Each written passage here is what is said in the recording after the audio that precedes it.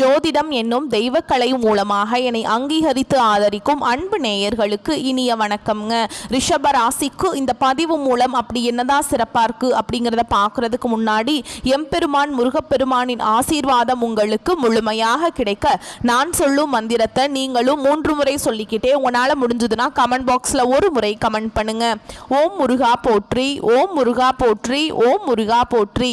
என்னை படைத்து உன் மக்களுக்கு சேவை செய்ய அனுப்பிய கந்தா கடம்பா கதிர்வேலா என் ஜோதிடம் பழிக்க மனதார பாதம் தொட்டு வணங்குகிறேன். தினமும் உங்களுக்கு கிரகநிலை மாற்றத்தால் வரக்கூடிய சுப பலன்களை அறிய கட்டாயம் சப்ஸ்கிரைப் பண்ணி பெல் பட்டன் அப்புறம் ஆல்னு ஆப்ஷன் இருக்கும், அதையும் கொடுத்து வைங்க.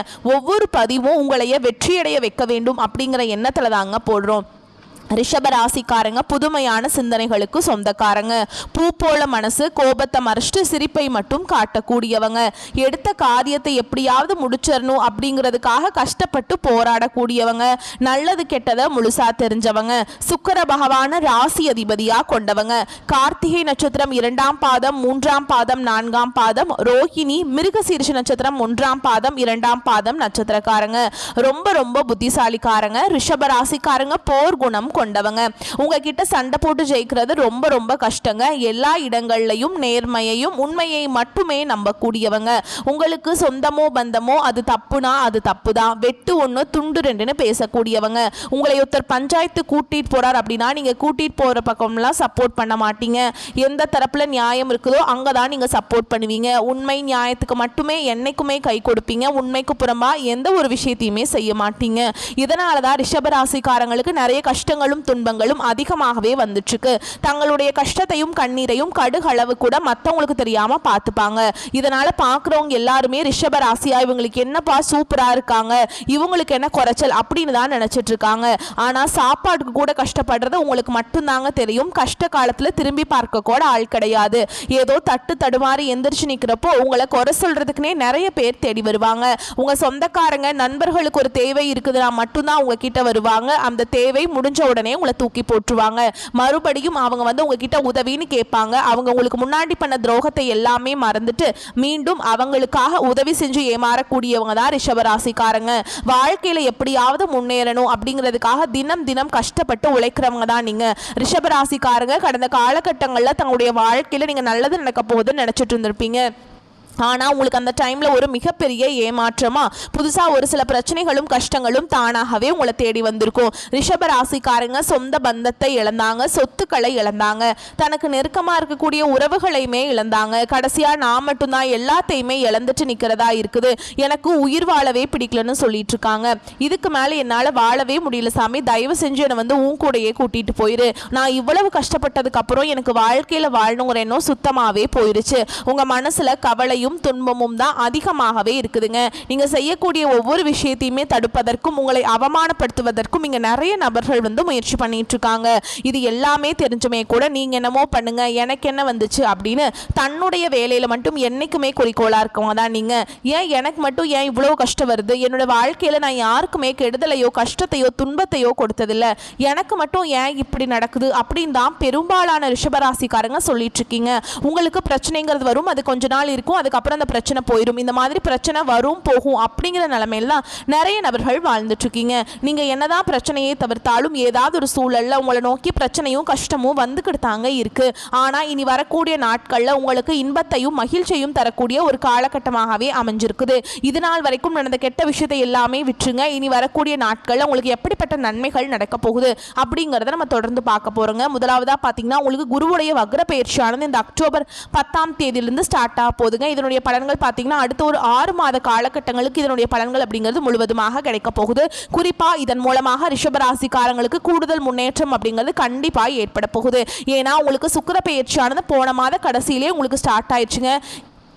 25ஆம் தேதியிலிருந்து உங்களுக்கு செப்டம்பர் 25ஆம் தேதியிலிருந்து இந்த சுக்கிரனுடைய பயிற்சி மூலமாக உங்களுக்கு ஒட்டுமொத்த பலன்களும் பார்த்தீங்கன்னா உங்களுக்கு முழுமையாக கிடைக்க போகுது. ஏன்னா இந்த சுக்கிர பயிற்சியோட பலன்கள் பொது பலன்களாகவே இருந்தாலுமே கூட சுக்கிர பகவான் பார்த்தீங்கன்னா ஒரு ரிஷப ராசியிலிருந்து மிதுன ராசிக்கு தான் போயிருக்காருங்க. இதன் மூலமாக நல்ல ஒரு முன்னேற்றம் அப்படிங்கிறது நீங்கள் நினச்சி பார்க்காத ஒரு உயர்வுக்கு கண்டிப்பாக உங்களுடைய ராசி அதிபதியான சுக்கிரன் உங்களுக்கு நல்ல ஒரு முன்னேற்றத்தை நிச்சயமாக கொடுக்க போகிறார். அதுக்கடுத்து பார்த்தீங்கன்னா உங்களுக்கு இந்த சனியுடைய வக்ர பயிற்சியானது பார்த்தீங்கன்னா இந்த அக்டோபர் 10ஆம் தேதியில் ராசியிலிருந்து அதோட பலன்கள் வந்து ஸ்டார்ட் ஆகுதுங்க. அது என்ன சாமி சனியோடைய வக்ர பயிற்சி, எங்களுக்கு சனி பயிற்சி தெரியும், இது என்ன புதுசாக ஒன்று இருக்குது அப்படின்னா என்ன அப்படின்னு நிறைய பேர் கேட்பீங்க. அதாவது பார்த்தீங்கன்னா சனி பயிற்சி அப்படிங்கிறது பார்த்தீங்கன்னா கடந்த மார்ச் மாதத்தில் சனி பகவான் வந்து கும்ப ராசியிலிருந்து மீன ராசிக்கு போனாருங்க. அது வந்து சனி பயிற்சியாக பார்க்கப்படுது. அங்கே போயும் பார்த்தீங்கன்னா சனி பகவான் மைனஸாக மட்டும்தான் எல்லோருடைய வாழ்க்கையிலுமே செயல்பட்டு கொண்டிருந்தார். இப்போ பார்த்தீங்கன்னா நவம்பர் கடைசி அப்படிங்கும்போது திரும்ப வந்து கும்பராசி வீட்டுக்கே வந்துடுவாருங்க.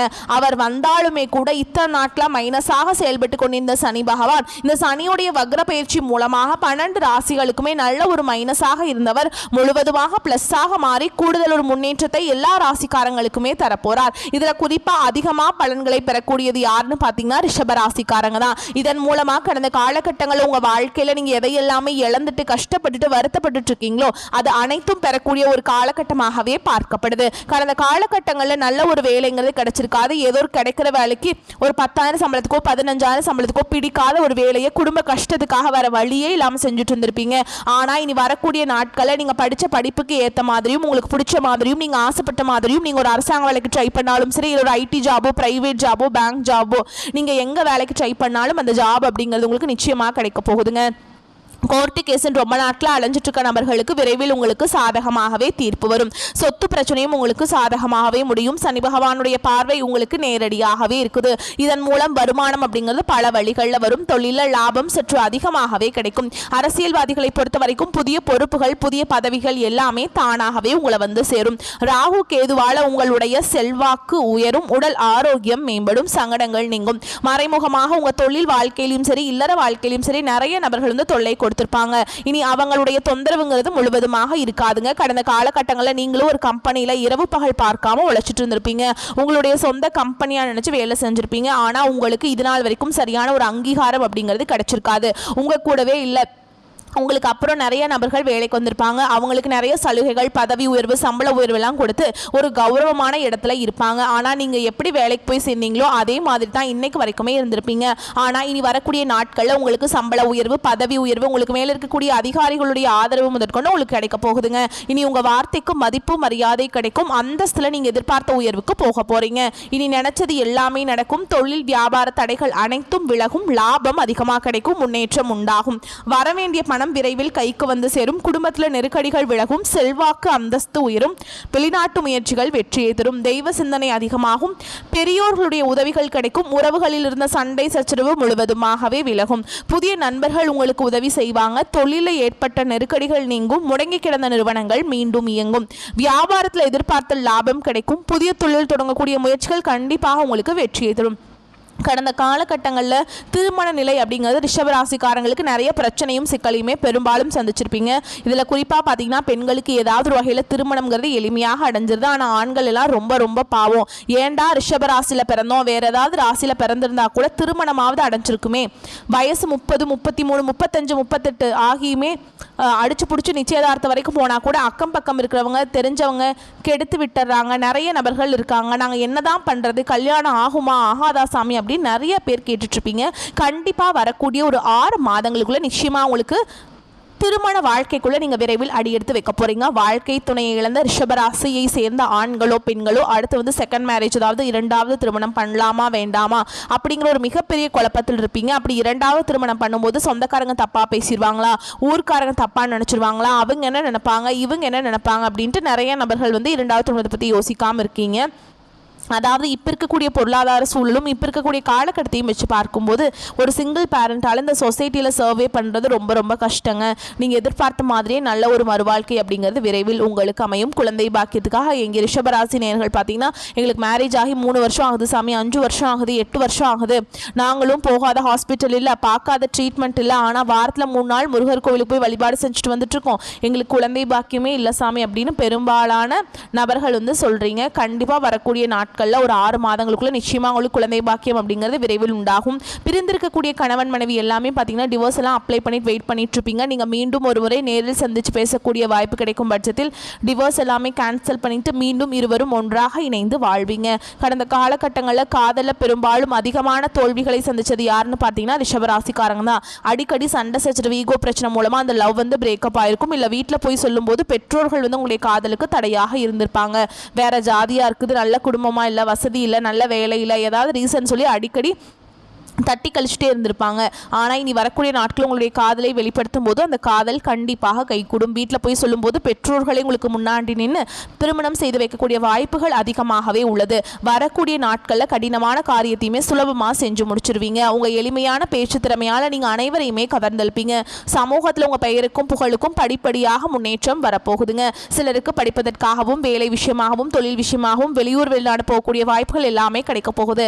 ரிஷபராசியை பொறுத்த வரைக்கும் நீங்கள் ஆண்களோ பெண்களோ அரசு வேலையோ தனியார் வேலையோ கூலி வேலையோ நீங்கள் எதிர்பாராத வருமானம் அப்படிங்கிறது உங்களுக்கு இரட்டிப்பு மடங்காக கிடைக்க போகுது. சேமிப்பு அப்படிங்கிறது பல மடங்காக உயரப்போகுது.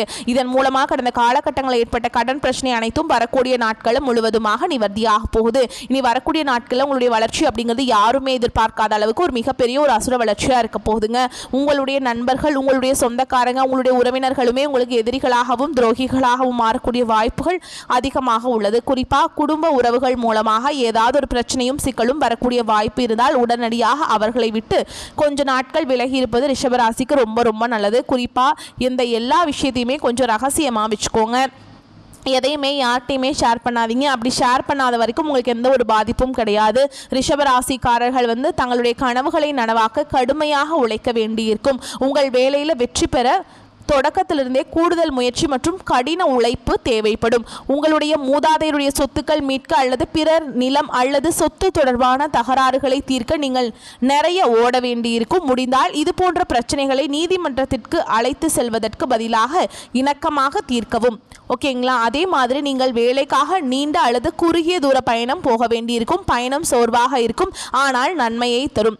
நெருங்கிய நண்பர்களிடமிருந்து முழு ஆதரவை பெறுவீங்க. அன்புக்குரியவருடான உங்கள் உறவு மோசமடைந்திருந்தால் அது முன்முயற்சி எடுப்பது அனைத்து தவறான புரிதல்களையும் தீர்க்கும். உங்கள் திருமண வாழ்க்கை மகிழ்ச்சியாக இருக்கும். பருவகால நோய்கள் வரதுனால ரொம்ப ஜாக்கிரதையாக இருந்துக்கோங்க.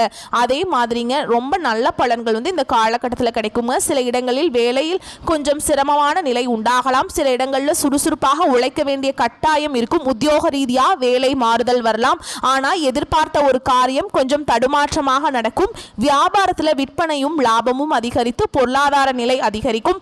புதிய தொழிலில் தைரியத்தோடு ஈடுபடலாம். குடும்பத்திலிருந்து வந்த சிக்கல்கள் நீங்கி குதூகலம் அதிகரிக்கும்.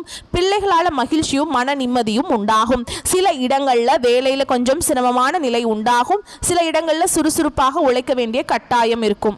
உத்தியோகத்தில் இருக்கிறவங்களை பொறுத்த வரைக்கும் அலுவலகத்தில் உங்களின் வேலை திறமை மதிப்பு மரியாதையும் கொண்டு வரும். பதவி உயர்வு ஊதிய உயர்வு பெறுகின்ற நிலை உருவாகும். அடுத்ததாக வியாபாரத்தை பொறுத்த வரைக்கும் வியாபாரத்தில் நல்ல முன்னேற்றம் ஏற்படும். தொழிலை விரிவு செய்வதற்கு தகுந்த நேரம்ங்க இது. அடுத்ததாக குடும்பத்தை பொறுத்த வரைக்கும் குடும்பத்தில் இருந்த குழப்பங்கள் விலகும். பிள்ளைகளால் பெருமைகள் உண்டாகும். பெரியோர்களின் அன்பு கிடைக்கும். அடுத்ததாக குடும்பத்திற்காக பண வரவை அதிகரிக்க அக்கறையோடு பாடுபட வேண்டியிருக்கும். கலைத்துறையினரை பொறுத்த வரைக்கும் நல்ல வாய்ப்புகள் கிடைத்து சிறப்படைவீங்க. புதிய முதலீடுகள் மிக தைரியமாக இறங்கலாம்ங்க. எந்த பாதிப்புமே ஏற்படுத்தாது. சந்திரனோட இடப்பெயர்ச்சி சிறப்பையும் பொறுப்பும் கலந்த பலன்களை கொண்டு சேர்க்கும். குரு 2ஆம் இடத்தில் இருக்கிறதுனால உத்தியோகத்தில் இருப்பவர்களுக்கு எதிர்பாராத நல்ல செய்திகள் சேரும். நீங்க எச்சரிக்கையா இருக்க வேண்டிய இடங்கள் அப்படிங்கிறது என்னன்னு பார்த்தீங்கன்னா, வியாபார விஷயத்துல அலட்சியமாக செயல்பட வேண்டாம். புதிய முதலீடுகளை சாமர்த்தியமாக செய்ய வேண்டும். இந்த காலகட்டத்தில் ரிஷபராசிக்காரங்களுக்கு தங்களுடைய தொழில், உத்தியோகம், வியாபாரம், குடும்பம் ஆகியவற்றின் வளர்ச்சிக்காக அலுப்பை பார்க்காமல் பாடுபட வேண்டிய காலகட்டாயம் இது. பண விஷயத்துல மிகவும் கெட்டிக்காரத்தனமாக நடந்து கொள்ள வேண்டும். மேலும் பெரியோர்களின் ஆதரவு கிடைக்கும். உங்களை பொறுத்த வரைக்கும் அதிர்ஷ்டமான நாட்கள் பார்த்தோம்னா அக்டோபர் 26, 28. அதிர்ஷ்டமான எண்கள்னா 6, 2ங்க. வழிபாடு செய்ய வேண்டிய தெய்வம் சிவபெருமான். சிவபெருமானுக்கு வில்வ மாலை சாற்றி அர்ச்சனை செய்து வழிபாடு செஞ்சுட்டு வந்தீங்க அப்படின்னா வாழ்க்கையில வளம் உண்டாகும். கெட்டது எல்லாமே உங்களை விட்டு விலகி போயிருங்க. மேலும் உங்களை பொறுத்த வரைக்கும் பரிகாரம் அப்படின்னு பார்த்தோம்னா, தினமும் காலையில் வீட்டு பூஜை அறையில் தீபம் ஏற்றி வச்சுட்டு நான் ஒரு மந்திரம் சொல்கிறேங்க. அந்த மந்திரத்தை 27 முறை பாராயணம் செய்யவும். அப்படி பண்ணிங்கன்னா உங்கள் வாழ்க்கையில் நல்லதெல்லாம் தொடர்ந்து நடக்குங்க. அகமெல்லாம் மகிழ்ச்சி வெள்ளம் அரும்பி நிற்க சுகமெல்லாம் தருகின்ற சுக்கிரனே முகமலர வணங்குகின்றேன். தினந்தோறும் ஜெகம் வெல்ல அருள் செய்வாய் போற்றி போற்றி. இந்த மந்திரத்தை கட்டாயமாக 27 முறை டெய்லி சொல்லணுங்க. சொல்லிட்டு தான் நீங்கள் அன்றாட வேலைகளை தொடங்கணும். அப்போ தான் உங்களால் மகிழ்ச்சியில் நீங்கள் ரொம்ப மகிழ்ச்சியாக இருக்க முடியும் உங்கள் வாழ்க்கையில். ஓகேங்களா? வரக்கூடிய வாய்ப்புகளை மட்டும் ரொம்ப கெட்டியாக பிடிச்சிக்கோங்க. இந்த வீடியோ பதிவு உங்களுக்கு பிடிச்சிருந்ததுன்னா வீடியோக்கு ஒரு லைக் பண்ணுங்கள். நம்ம சேனலை சப்ஸ்கிரைப் பண்ணிக்கோங்க. மேலும் பிடிச்சிருந்தா ஃப்ரெண்ட்ஸ் அண்ட் ஃபேமிலிக்கு ஷேர் பண்ணுங்கள். வாழ்த்துக்கள். வாழ்க வளமோடு நலமோடு. நன்றி, வணக்கம்.